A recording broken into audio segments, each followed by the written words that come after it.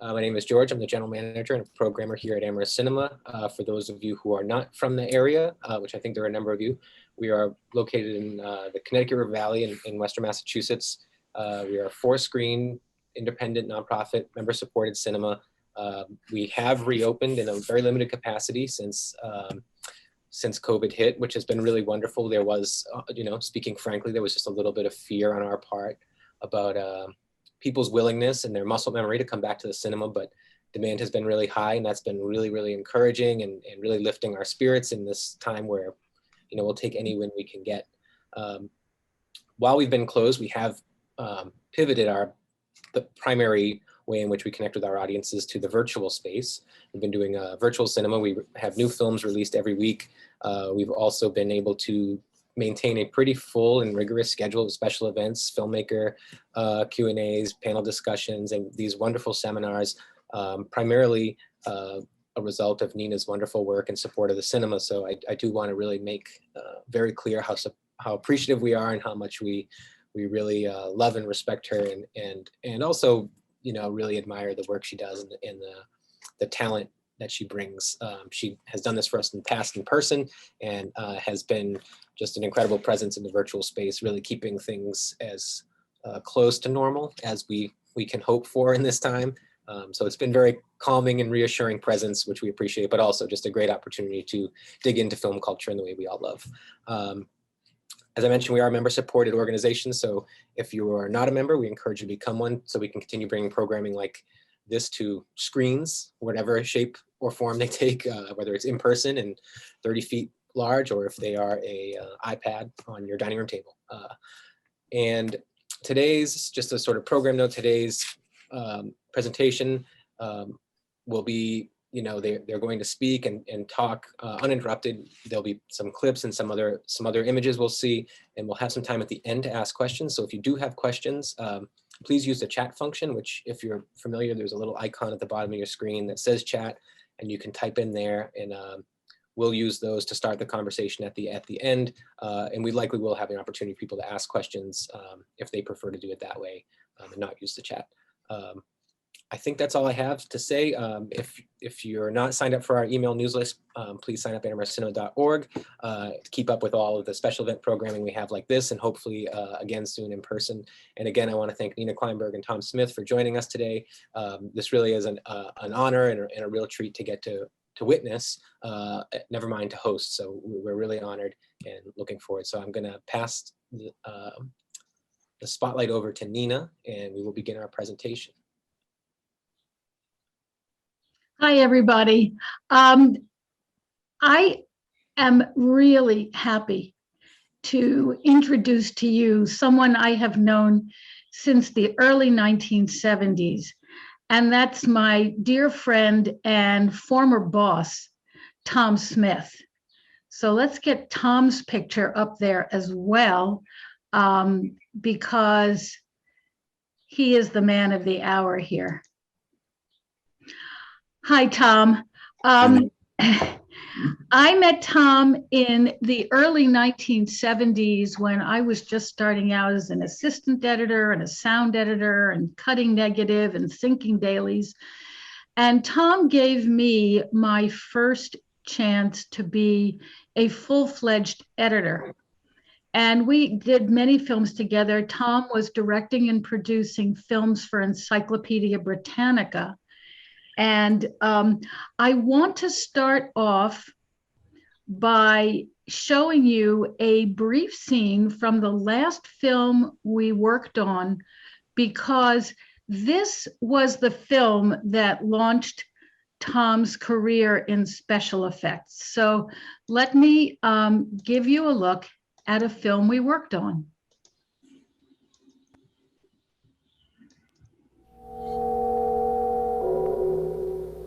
Mars has two small moons, Phobos and Deimos. Phobos, the larger of the two, is 17 miles long, or 30 kilometers.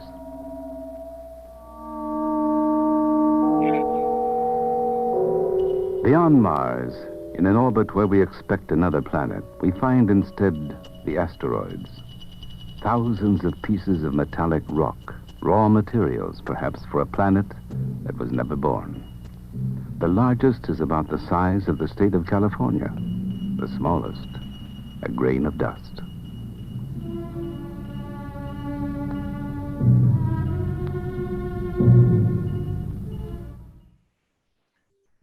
So, Tom, can you tell us a little bit about how that was made? I think it's really important for people to understand this is long before computers were used to do that kind of thing.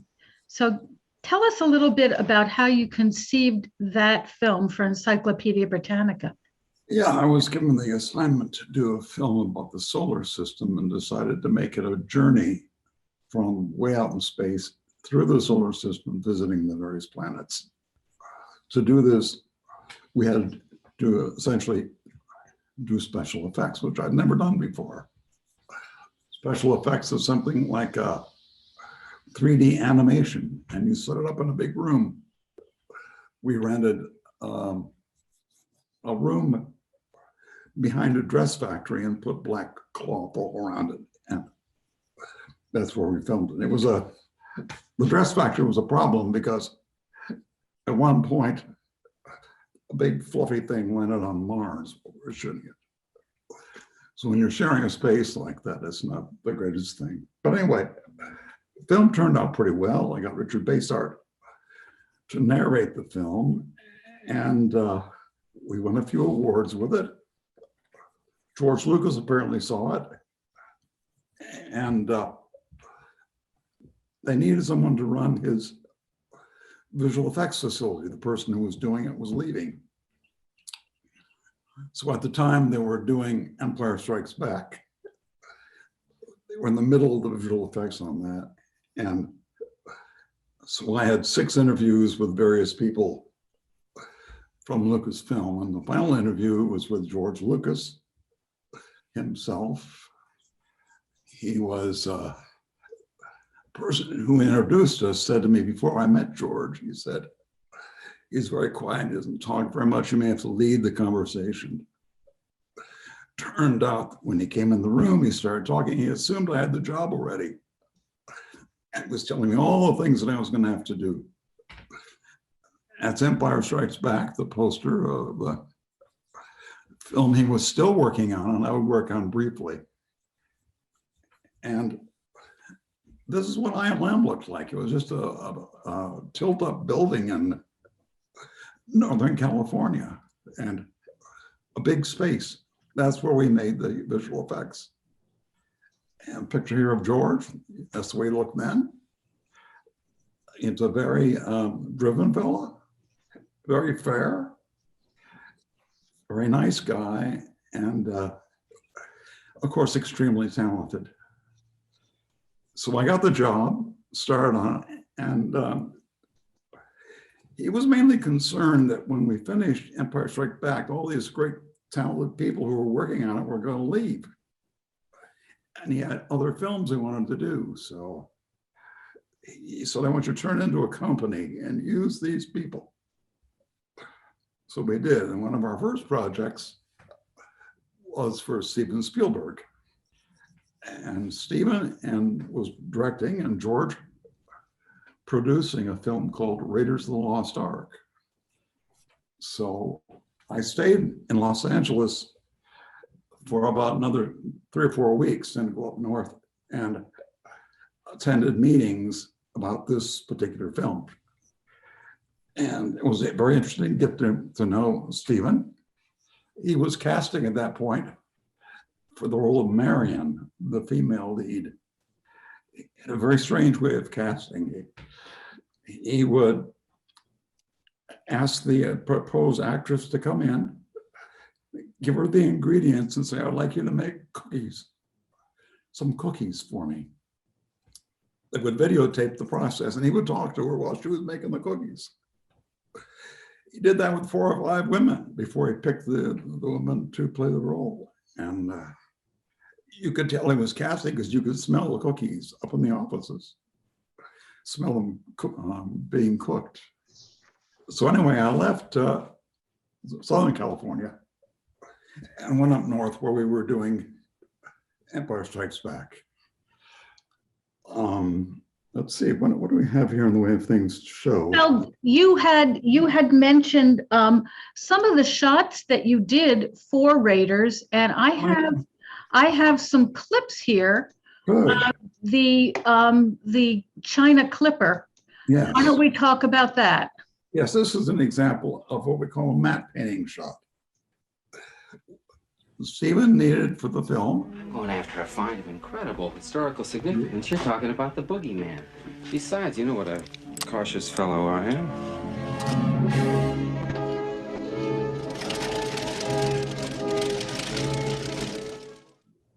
Okay, this is a story point. They take the China Clipper and fly to Asia. There was no China Clipper in existence that flew at that time, and yet we needed one. There was one in a junkyard nearby. So we filmed it in the junkyard. There it is. Had one engine that was working. Some guys were heroically trying to restore it. And from this junkyard clipper ship, we added water from the bay. We added the background to make it look like it was parked in the harbor. Put them all together, and that's the way it looked. The shot wasn't on the screen that long. So while people are trying to figure out what it is, by the time you see that it's not real, we're on to another shot. That's one of the tricks in visual effects. Don't stay on the screen too long. Another thing that we did, and I think you pulled some stuff on this. I did. Let me show them the scene, and then you can talk about how it was done. Yeah, This comes is at the end. also this is at the end of Raiders. At Here, the end of Raiders, yeah, Let's take a look at it. horrifying scene.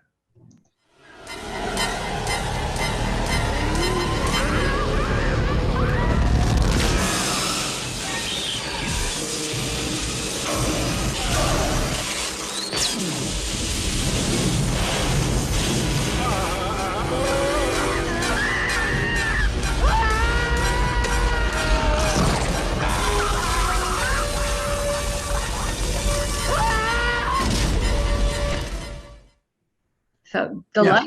delightful. Yeah, the arc is sort of getting out of hand there. Oops.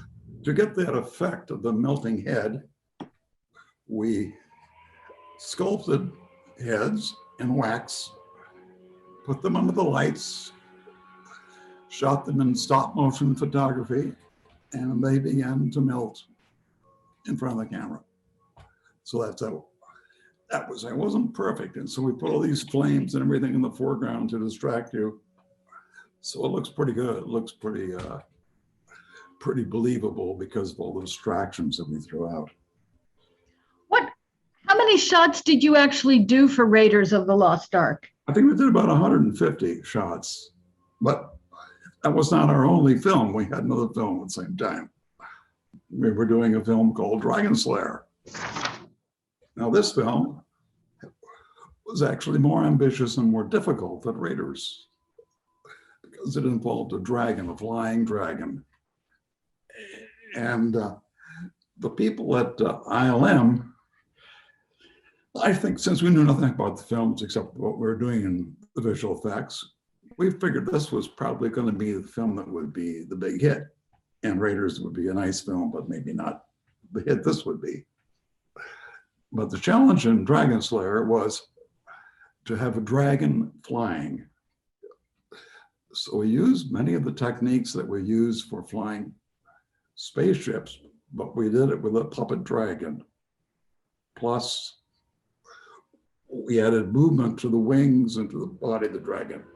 Can we talk a little bit about how stop motion was done before Dragon Slayer?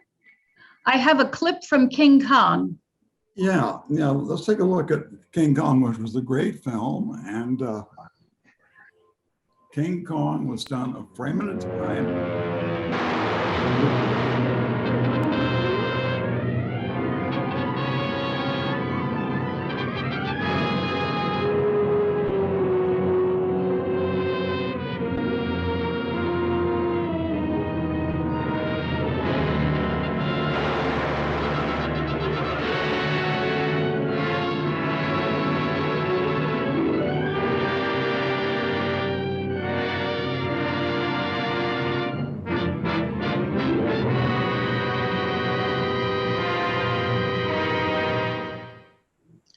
So can you explain what the difference was between how they did the movements on King Kong, and then we can show them the shot of how you did the dragon from Dragon Slayer. What was the difference? It was stop motion and go motion. King Kong was traditional stop motion, which is you have a puppet, move it a little bit, you photograph it, move it a little bit, you photograph it, put all the still pictures together and you get a movement.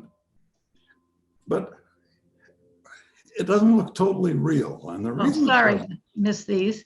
There we go. The reason it doesn't look totally real when you see top motion is because in reality, when you're filming something moving, you're filming at a 50th of a second each frame. So there's a slight blur. It isn't a static picture. So to be able to do that, Phil Tippett, who you see on the right, and some other people came up with an idea to actually move the dragon part while the camera lens is open, thereby achieving a little blur. And by doing this, you get something that's totally different. It's hard to explain. If you see the two, one of them looks kind of phony and the other looks absolutely real. So can we see a scene here from Dragon Slayer? Sure. You got a film clip.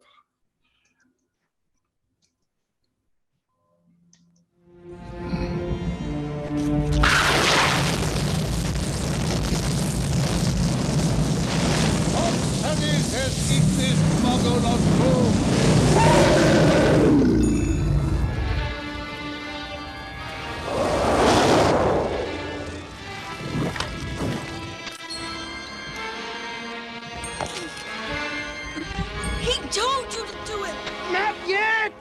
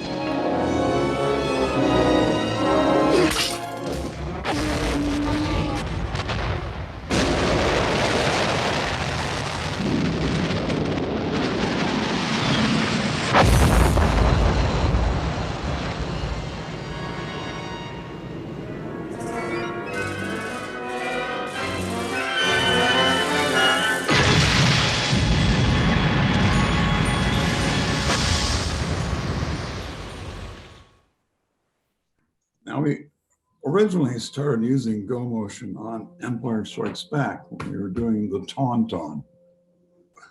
Phil Tippett animated that little creature. Tauntaun shows up early in the film, and Luke Skywalker is riding on it, and it has two legs. Do you have any? We've got the snow walkers first. Well, snowwalkers. I don't think that's another case of not Go Motion. This was, They you were done- used, Yeah, they were traditional animation, and the reason we could get away with that, the snowwalkers, because they were machines. They weren't animal. An animal has the fluidity to it, but a machine can be a little bit more jerky, although they still look pretty darn good. You have a film clip showing that. well, we've got all the parts of a snow walker There it first. is, yeah. So that they can move things and they'll move very smoothly. There's a lot of machining and And yeah, and then we put in with doing optical printing, explosions and spaceships in front of it, everything to enhance the scene. And to sort of take away the curse of the fact that it's a stop motion creature. Here we go. Here we have a piece. All right.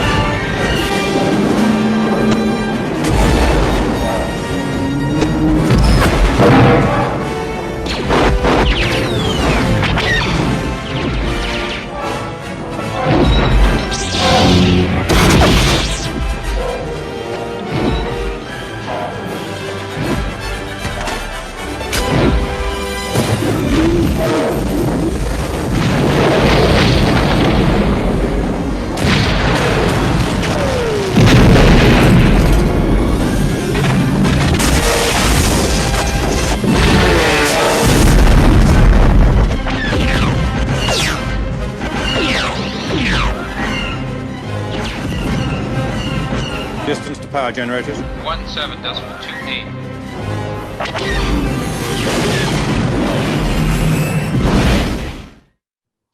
So how did you make the decision as to when to use stop motion and when to use go motion? Well, usually, if it's an animal creature, you probably want to do go motion to make it look really real. Some things, it's okay, you have that sort of jerkiness about them, like the snow walkers. But that's, now, a lot of people don't do go motion because it's damn complicated. You have to attach the body parts that are going to move to rods that are connected to stepper motors. It goes through a computer. You have to move the part, tell the computer you want it to move that way. Then you put it back where it was, take the picture, during the exposure, move the part. So it's not simple to do, but it's a technology that makes things look a lot more real. So the point is that while you're exposing the frame, the object is actually moving, is, Yeah. Okay. And that's one of the reasons why Star Wars had spaceships that can come flying real fast compared to films before that. It's because if you moved an object that rapidly before, in stop motion, it would definitely be jerky. So all the spaceships in Star Wars films, and then later all other films, were shot showing some blurring during the exposure. Here's Phil working on the Tauntaun. Can you show us a piece of Tauntaun footage? And the Tauntauns were stop motion or go motion? They were go motion. With some stop motion, they had rods controlling the major parts. Phil still animated little parts of them. Okay, let's take a look.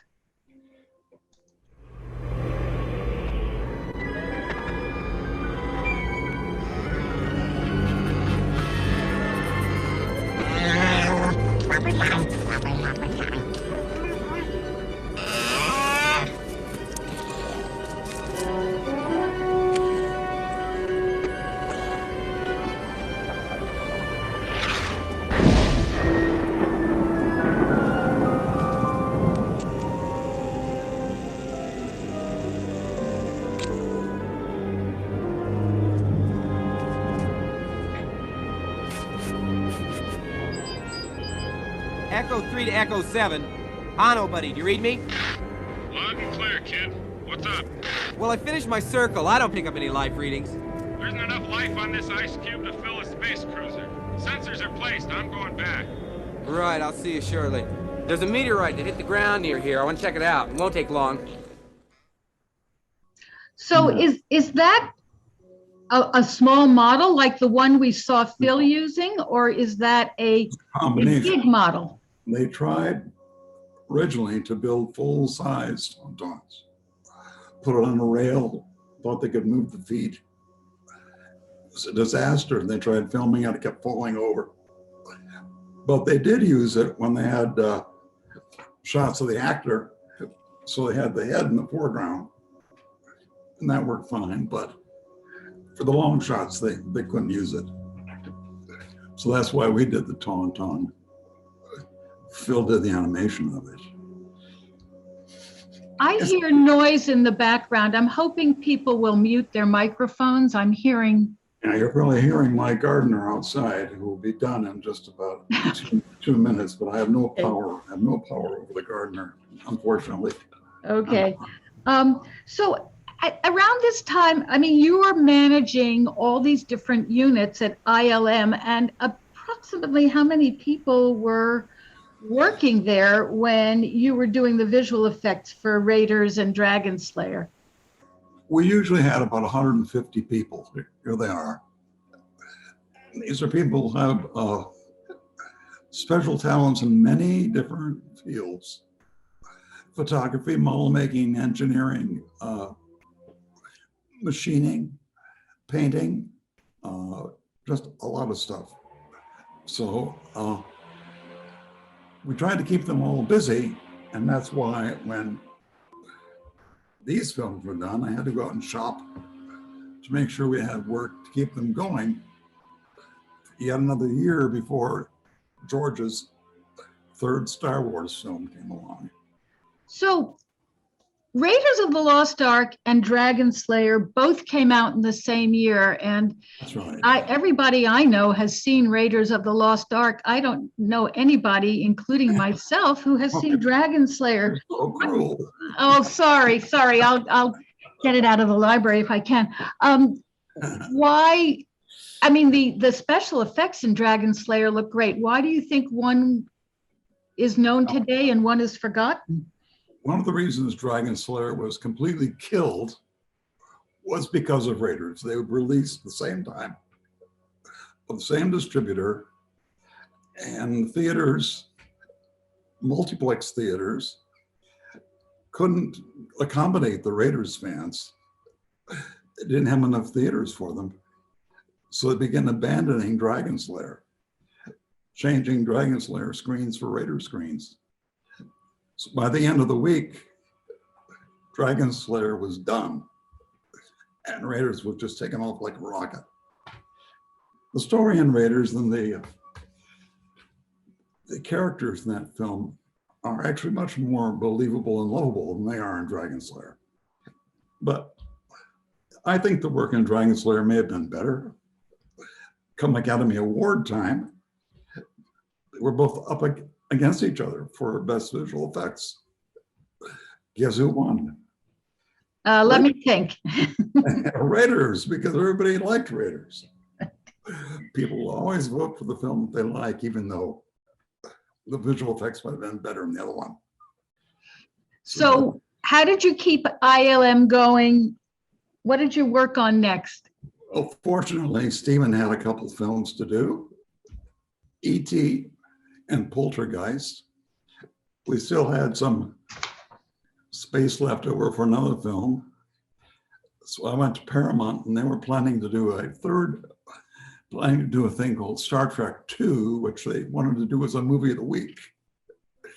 We talked them into making a feature out of it, and that became our third film. So those three films were in-house at the same time. The first clip I have is the house exploding from Poltergeist. Yeah. Do you want to introduce that, or should I run that and then you'll talk about it? I'll introduce a little bit. In the story, if you remember it, because it's been a while.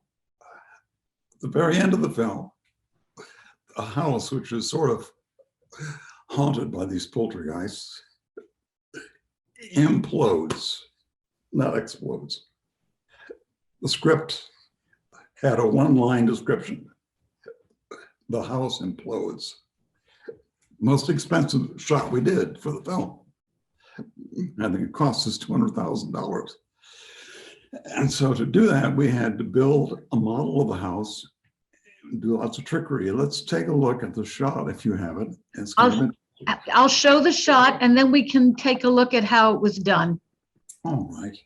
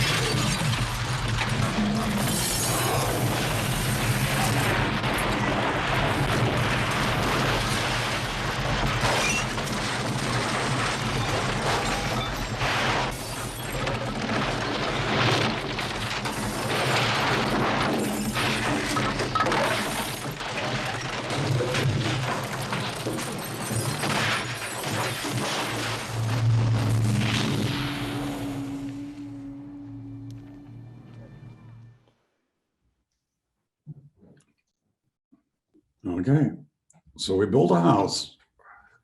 Inside, we connected cables to various parts, and people could pull on the cable, which would yank that piece inward. Also, during the shooting of it, 2 people had shotguns shooting at the house as well to make sure it really collapsed.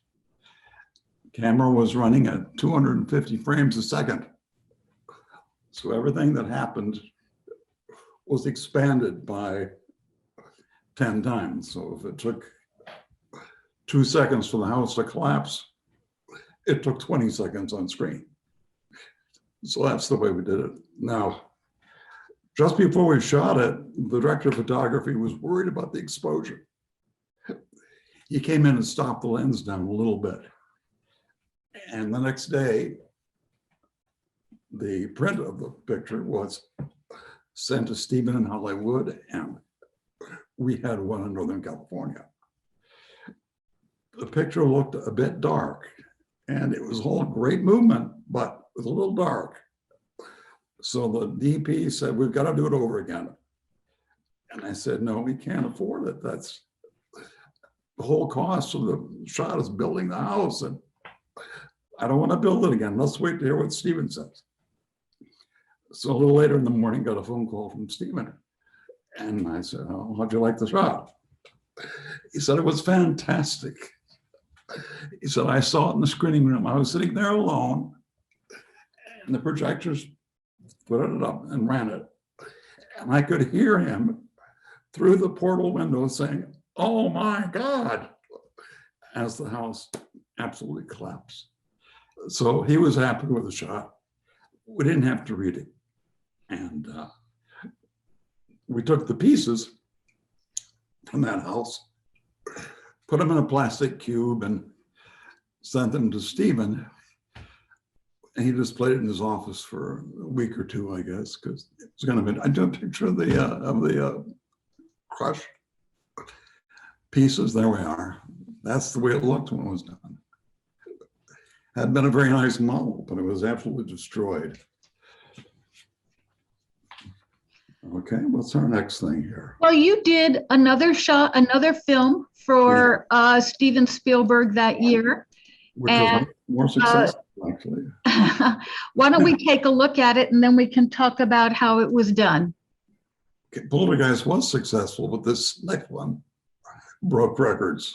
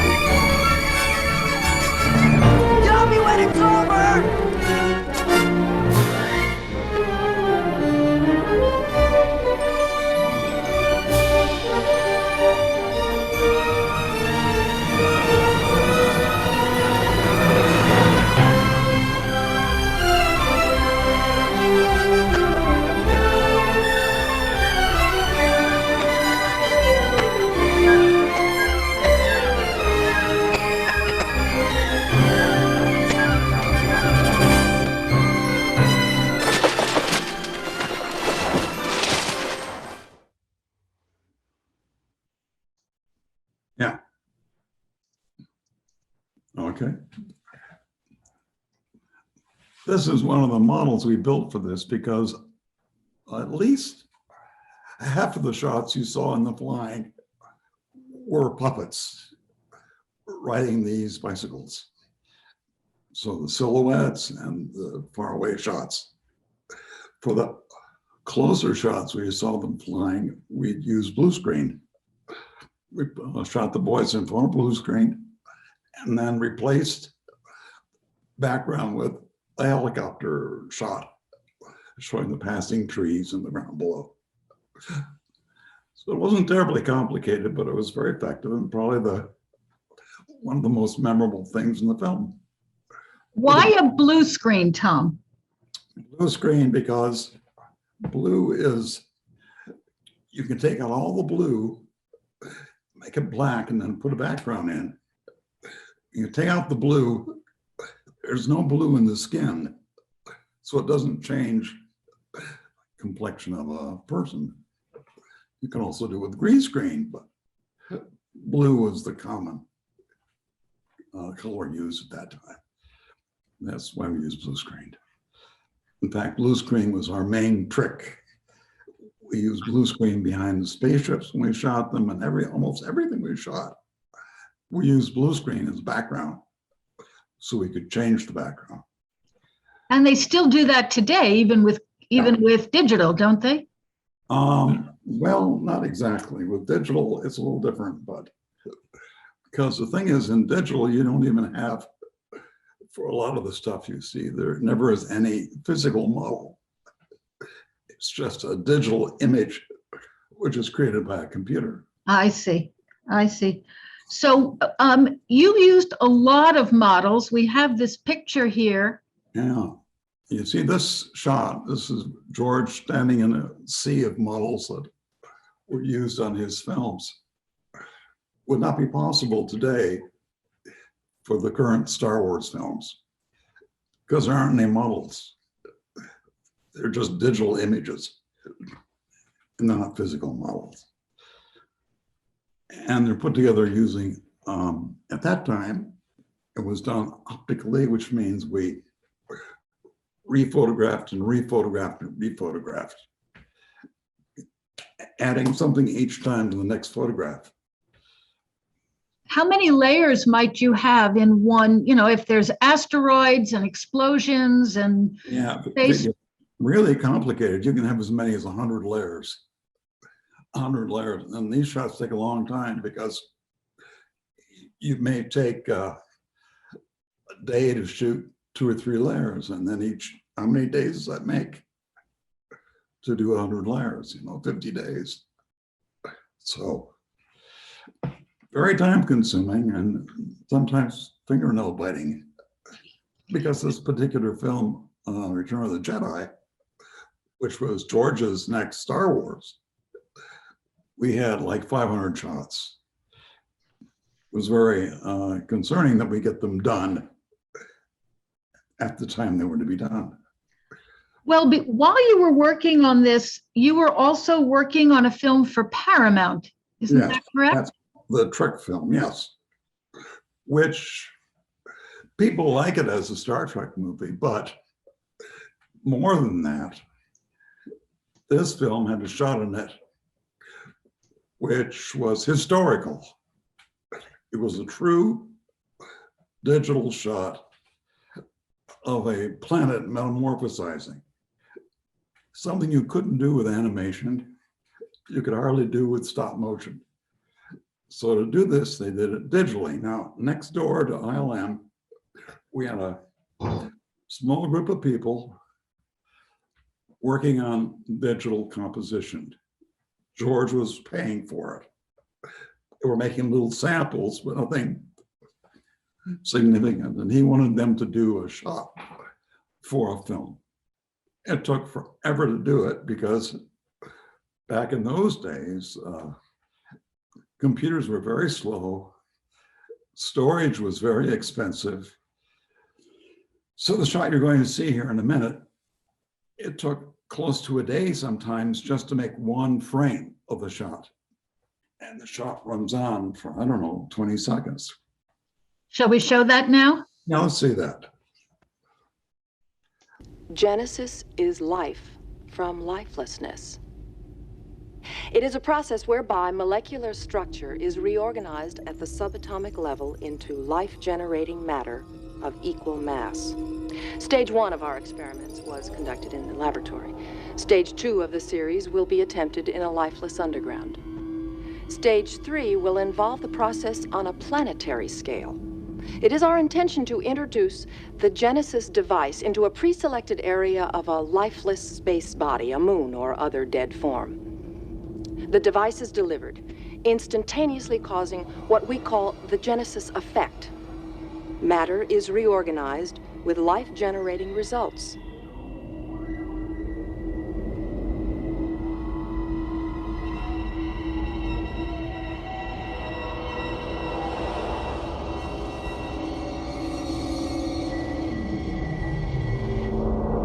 Instead of a dead moon, a living, breathing planet capable of sustaining whatever life forms we see fit to deposit on it.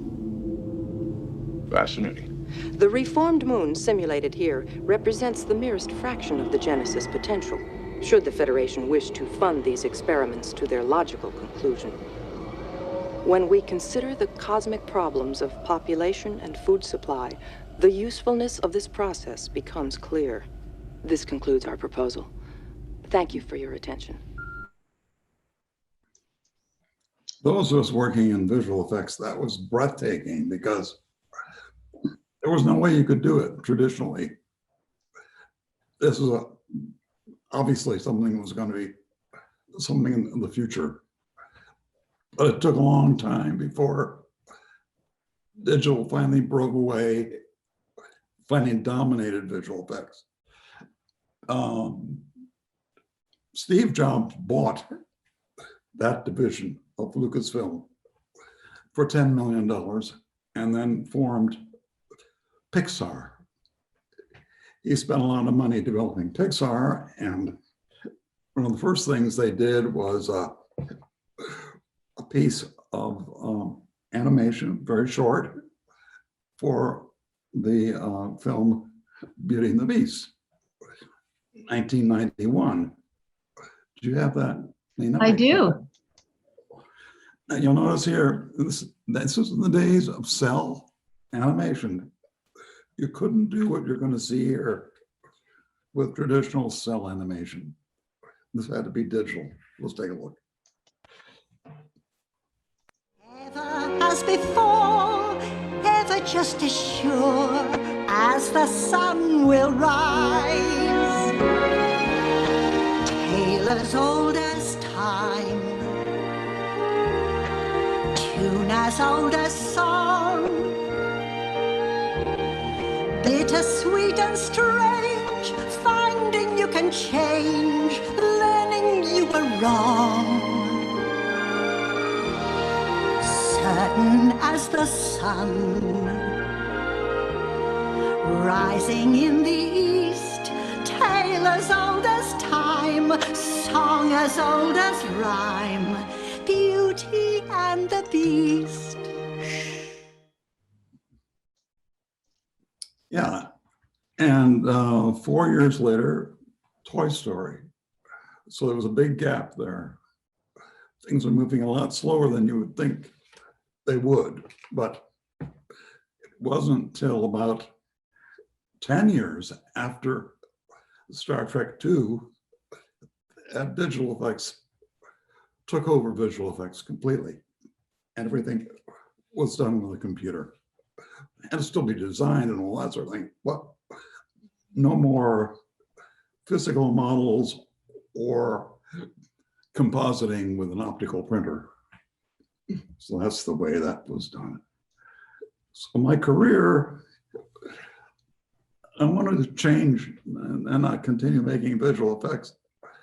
Actually, I never escaped it completely, but I left ILM. I wrote this book, but as I was leaving, because I thought a lot of things ought to be written down.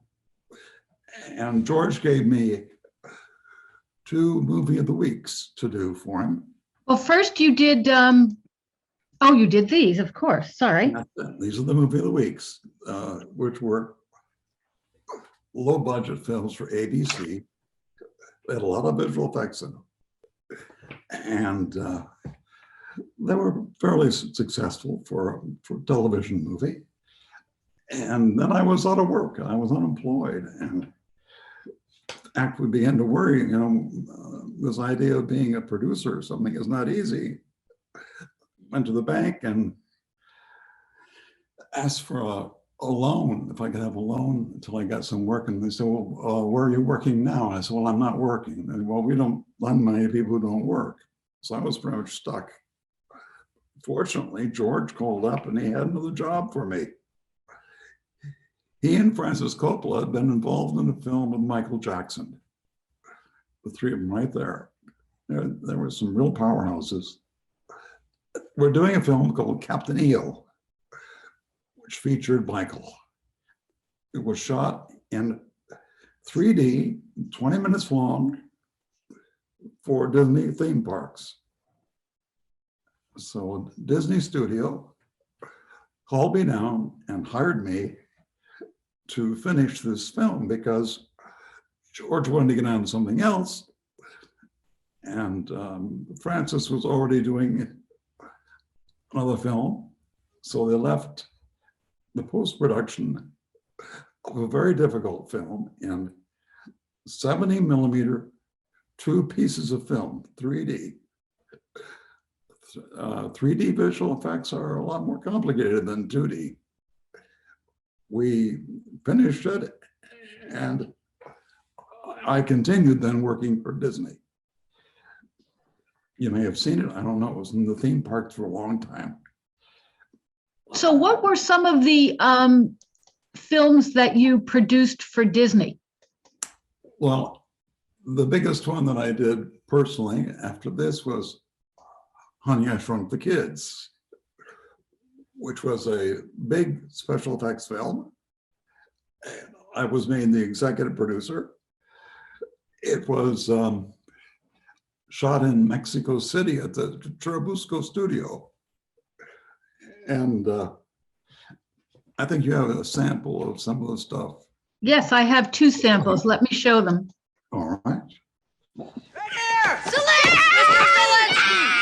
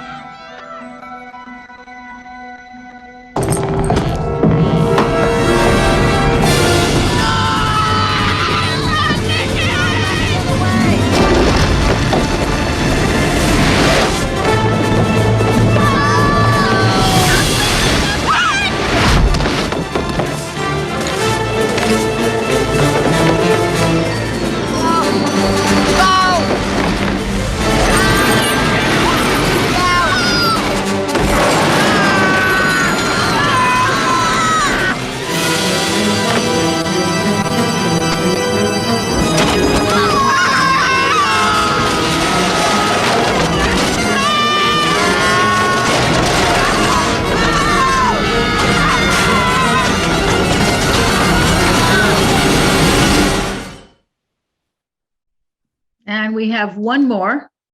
Okay, go ahead. What is it? Sounds like Mom. Sounds more like a swarm of...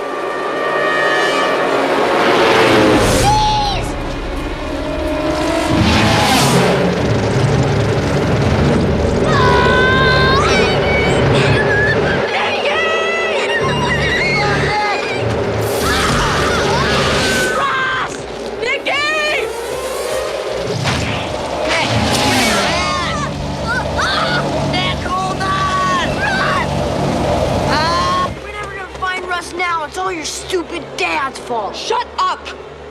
My brother's up there too. Help!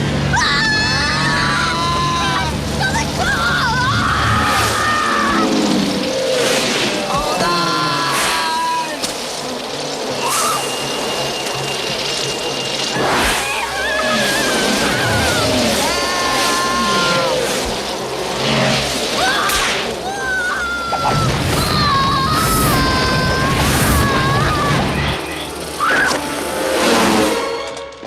getting worried. I'm gonna go to the mall and look for the kid. So that was done in Go Motion. That looked very smooth. Some was Go Motion, some was stop motion, and we had a lot of animated little things in it. The film it tested before it was released. Turned out the audience seemed to like it. So Disney put in $2 million more to enhance it. They got a better music score, and we added some visual effects. So that's what happens when a film seems like it's going to do well, and it did. It was successful, good for its audience, and there was a sequel made, which was not as successful. But then a whole bunch of TV shows are in the process now about making a third version of it. I don't know when that's going to happen. So I'm not involved in the third one. We also made a thing for Disneyland. We did a thing called Honey, I Shrunk the Audience. But the next thing I want to talk about is another Disneyland production called Muppet Vision in 3D, shot in 70 millimeter, just like Captain EO. And I was the producer of this one. I worked with Jim Henson, who was a wonderful human being. I got to say that. Even if he hadn't died, I would still say he's a wonderful human being. He's the kind of guy, kind of director who would show up late for a meeting, but then apologize to everybody, which hardly ever happens. He was always very considerate. And about a week before we finished the film, he just died suddenly. Terrible shock. Great guy. So I at least had a chance to get to know him and a chance to work with him. So my career proceeded on, and let's talk about the last film I did. I see where time is running out here. Okay. The last film, you wouldn't call it a visual effects film, but there were a lot of visual effects needed to tell the story. The film was extremely long, more than 4 hours long. It was a Civil War story. Ted Turner put the money up to do it. Ted Turner is a Civil War buff.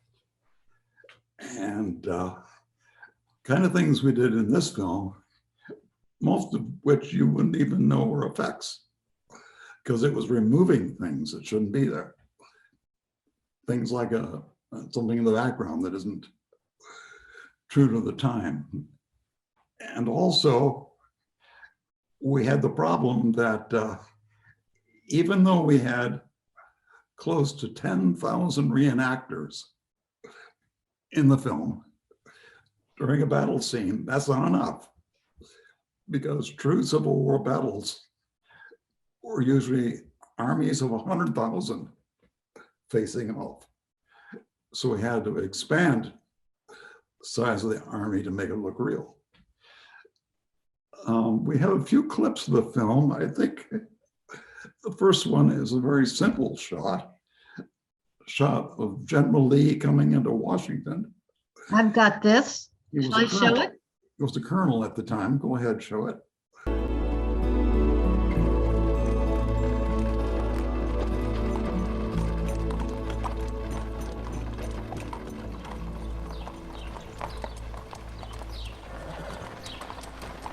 Welcome, Colonel Lee. Welcome to my home. We shot this in Baltimore. When you hold the frame, you can see that it's not totally real, but it was supposed to be Washington, D.C. The Capitol dome, as you can see, is being constructed. That's the way it was at that time. Another interesting thing, we shot this on a real street. We put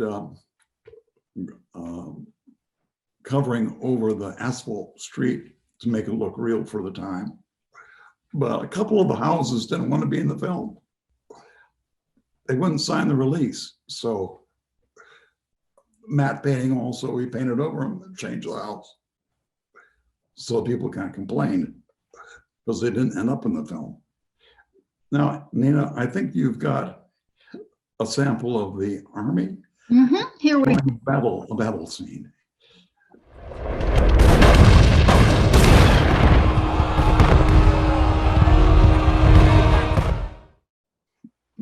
Yeah, this was the sort of thing, the challenge we had, and there were lots of these. So this was my last project. The film was not very successful in theaters. It has been very successful on DVD because a lot of Civil War fans stay at home and watch DVDs, and so they sold those. But it was really a project of love from Ted Turner, and you really lost a lot of money on it. So after that, I was finished with feature films not because the film wasn't a success, but I had other things to do, and working in features is an exhausting process. So I've made some short films and done some writings, but here I am today, open to questions. So let's see if anybody in the audience has questions. Maybe we'll move to gallery view, and I think if you want to put your questions in the chat, or you can turn on your cameras and wave your hand, or do whatever you would like to do. There's one thing in the chat.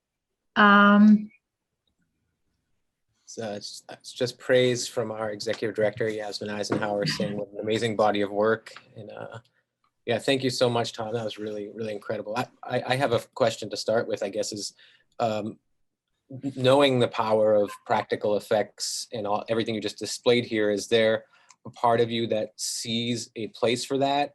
Or do you think digital effects have just fully replaced it, and you know, with the exception of some outliers, we won't see practical effects as a real. Yeah, I don't think you're going to see many. Somebody did a film about 5 years ago with practical effects, and it was pretty good, but that's plus the whole process of doing optical printing. You have to have a big, expensive piece of equipment, which doesn't exist anymore. So I think the equipment just isn't there. It takes model makers to build models of what you're doing. Perhaps, you know, maybe a small sample, but digital is so easy compared to practical. And getting better and better at doing it. But it took a long time because I was looking today, the Beauty and the Beast was 1991. That was when Pixar really first made a point with Disney, but it was just that one scene. But it took 4 more years before they came out with Toy Story. And then, of course, nowadays, even theaters are digital, as you know, showing films digitally because it's more practical for shipment and that sort of thing. Is your theater digital? Do you have some digital screens? We do, yeah. It's all digital. We do have a 35 millimeter platter setup still, but effectively everything is. See, it's the same thing. What's happening there is what happened to us. Exactly. Yeah. There are a bunch of questions here in the chat. Gary and Christy ask, you mentioned that you had to make adjustments to make 10,000 soldiers look like many more in that last scene. Can you talk more about that process?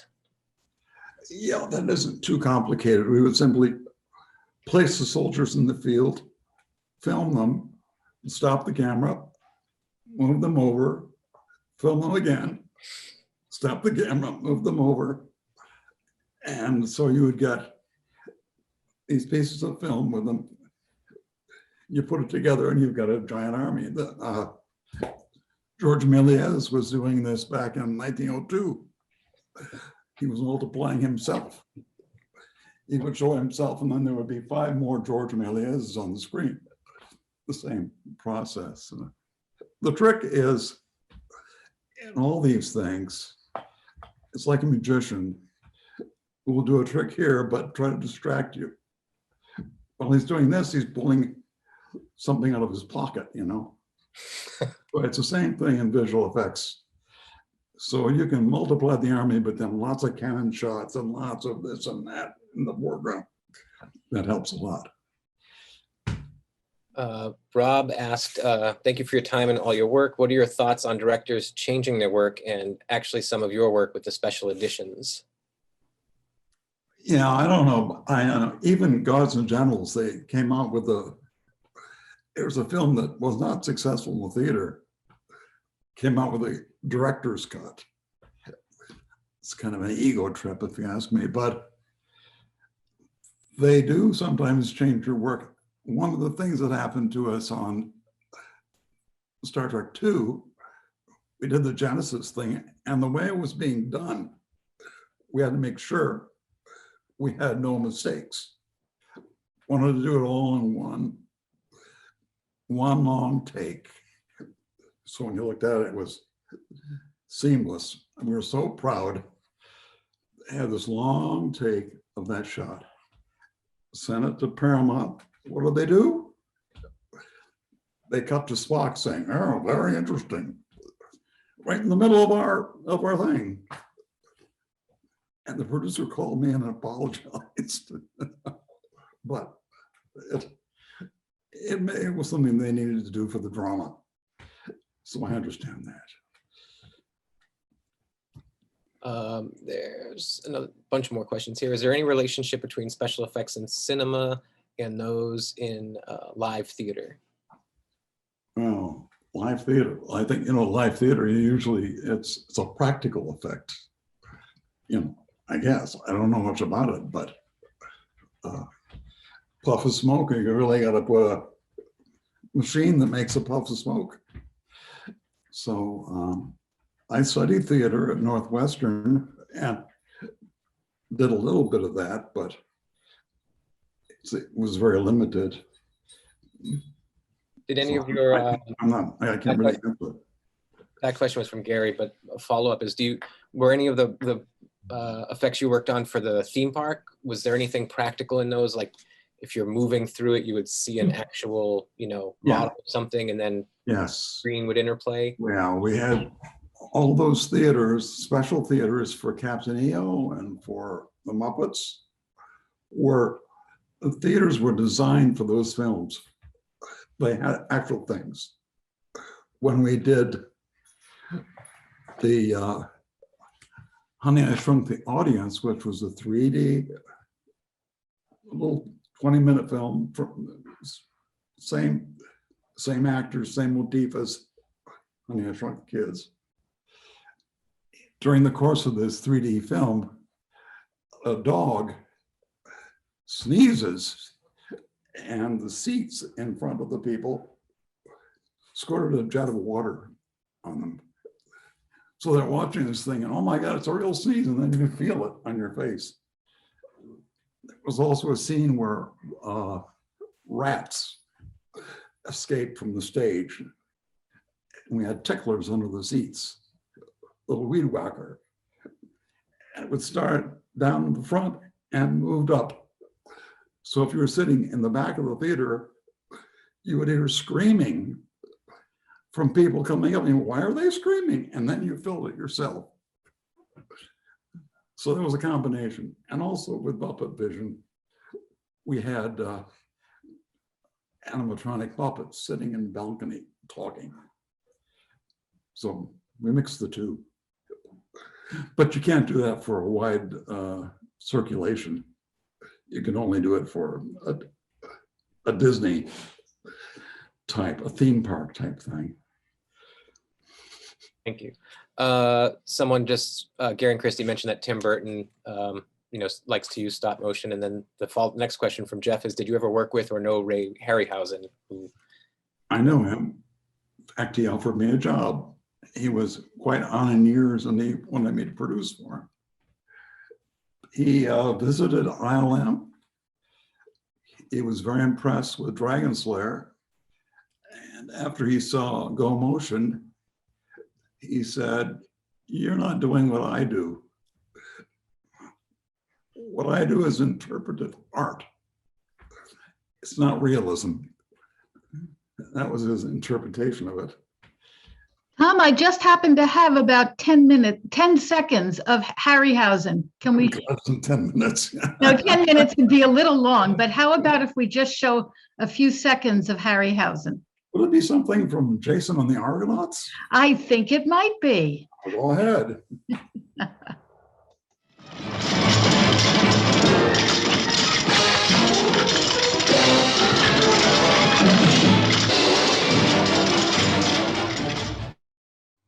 And there's Ray Harryhausen. He is himself, yeah.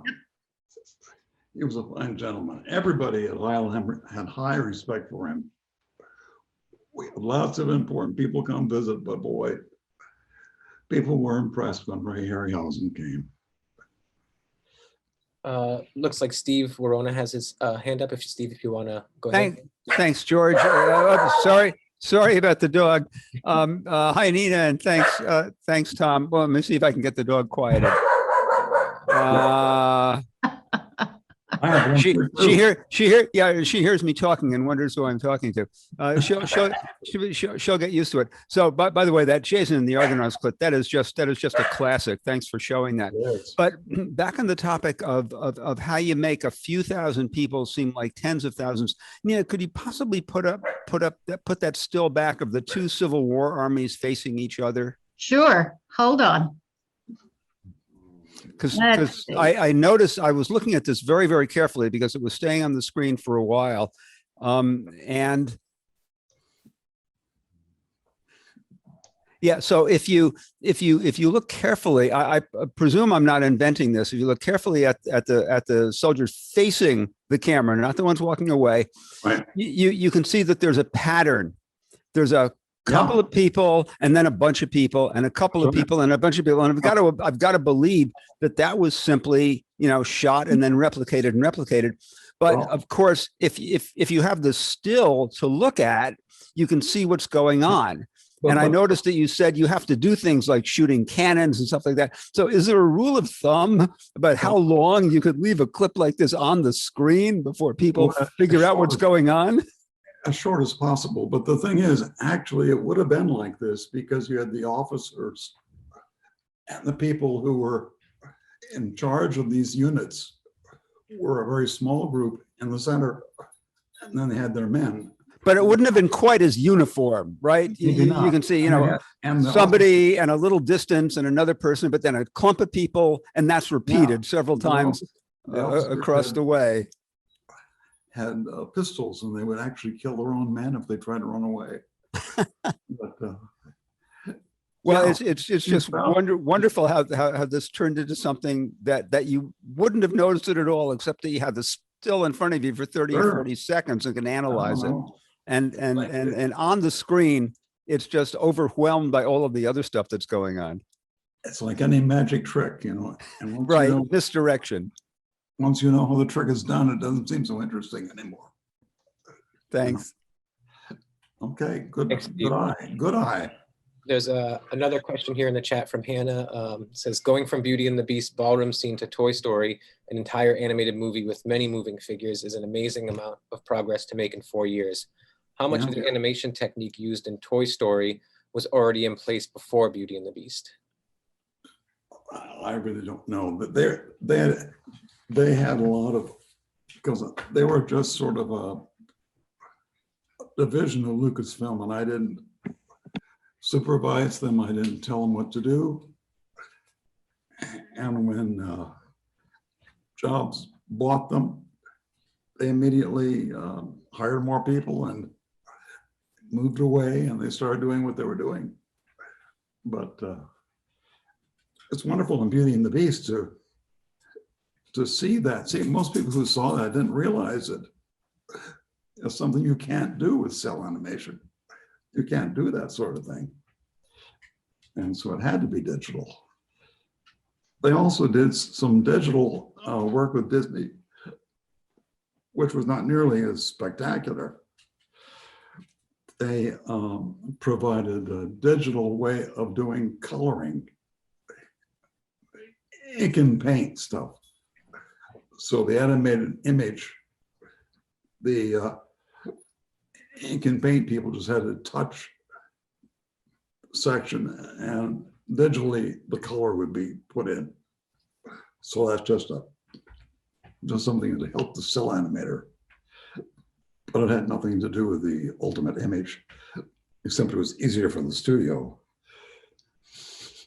There's a question here from Hal that says, can you talk a little bit about the creative process? If I can add, one thing I was thinking was where your creativity is confined in, say, a historical drama, how that affects your process as in special effects versus something like, you know, Star Wars, where you know, practically speaking, those worlds don't exist and they're all in the imagination. If you could talk about maybe those two different ways of creating your work. Well, part of the creative process was after the script was written, you did storyboards to fill a room with drawings. Then they would call in maybe 10 people, and I would be one of them. And we'd sit down and talk about how each section should be done, maybe make suggestions.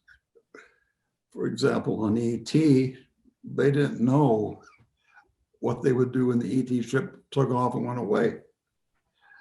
And Steven said, we need something to very spectacular because it's the last shot, the ship going away. So sitting at that table, we came up with the idea of the rainbow following the ship. So a lot of the creativity comes out that way. And the same thing in historical thing, you have a script, and mainly in Gods and Generals, these were very functional visual effects. They couldn't tell the story without it. But the story wasn't driven by the effect. The story was driven by history and the actors, etc. Is that enough? Yeah, a follow-up, if you don't mind. I'm wondering if things like E.T. or, you know, characters that are, again, just completely made up, how those are brought to life. You know, if they bring that script to you and says, well, E.T. looks a little bit like a mushroom, he has two really big eyes, or if there's a lot of your work in making that happen. Spielberg and Carlo Rambaldi worked for a year developing the look of the E.T. before we started the film. So it was all done, but it was a very simple animatronic creature. If you look at the film, you hardly ever get to see it. It's either very dark, or he's got something over his head. You never get to see it like an ET walking around because we couldn't do it. And they brought the ET to ILM once for some shots. There were like 40 cables coming out from this creature, rubber creature. Didn't look like anything. And then we adjusted the cables, and a cable would move with the eye or the mouth. So we tried to coordinate them when we did a shot. But the ET creature was extremely simple, but the look of it, we all think we've seen it, but we really didn't see much of it. And even in the clip that we just showed, you see the ET with a thing over his head, and you can see his eyes and his face.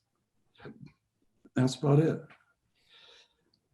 So the trick is to make people think they've seen stuff they haven't really seen. I don't know if there are any other questions here. I had another one if no one else does, but I'm wondering about, similar to what you're saying with ET, if there were limitations where you would have something in the script or something you just couldn't realize, so that you would have to adjust it. Like, if Jabba the Hutt, for example, it's like, well, he was supposed to move, but now he's a sort of a sedentary creature or something to that. Right. Well, there was one thing, as a matter of fact, to give you an idea. I mean, there's always constant negotiation going on between the people doing the effects and the production, because if you have enough money, you can do anything. But Steven Spielberg wanted the beginning of the film to be a shot from space. You see the globe of the Earth. The camera rushes in, goes closer and closer and closer, goes right down to a house, goes through the roof, and we see a child sleeping in a bed. Well, it's an idea, but he couldn't afford it, because we figured out what it would take, the cost of doing that shot. He just had to not do it. E.T. was a low budget movie because nobody had any faith in it. People thought, since there were no stars, sort of a children's story, it would not be a very successful film. So that, it didn't have the money to do it. Well, I don't know if anyone else has any other questions. Nina, is there anything you'd like to add here? No, I've heard these stories with Tom. We meet once a year in Glendale for sushi. I love his stories. He's a great raconteur. And I'm just delighted that you could take the time to put this together, Tom, and share it with everybody here. Yeah. Well, I'm glad I was able to do it, because I've been a spectator myself. I saw your Casablanca program, which I thought was spectacular. Thank you. So it's a good cause. Thank you all for watching. A bunch of people saying thank you in the chat, and from Amherst Cinema, Tom, I want to thank you and Nina for making this happen. This is really, really wonderful and funny to see films that are so iconic and make them feel like they're really brand new again.